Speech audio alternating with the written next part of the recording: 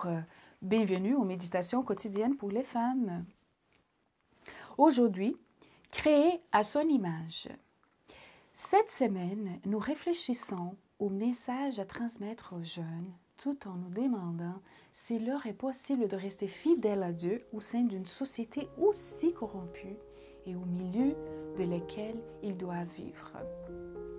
En tout temps, il y a eu des jeunes qui ont dû faire face au mal avec fermeté. Il n'a jamais été facile de se ranger du côté du bien et d'être fidèle à Dieu. Il en est de même aujourd'hui. L'ère postmoderne actuelle prône le libertinage, non pas la liberté. J'ai cherché dans le dictionnaire des synonymes du mot libertinage et j'ai trouvé ceci entre autres. Immoralité, inconduite, vice, dévergondage.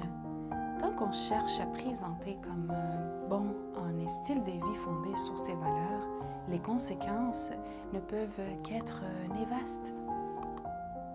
La liberté n'a rien à voir avec le libertinage. Ce sont en effet des opposés. La liberté est fondée sur les principes gravés dans la pierre par la main même de Dieu. La véritable liberté te conduit à agir en personne rationnelle, créée à l'image de Dieu, et elle t'évite les terribles conséquences du vice et de l'immoralité.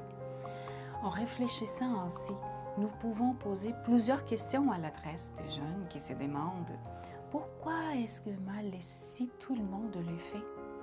Les trois Hébreux qui refusèrent d'adorer les statues de Nabuchodonosor s'étaient-ils posé cette question?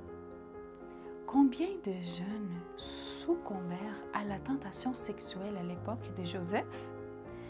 Combien de personnes vivent une religion extérieure, légaliste, sans éprouver un véritable amour pour Dieu et leur prochain?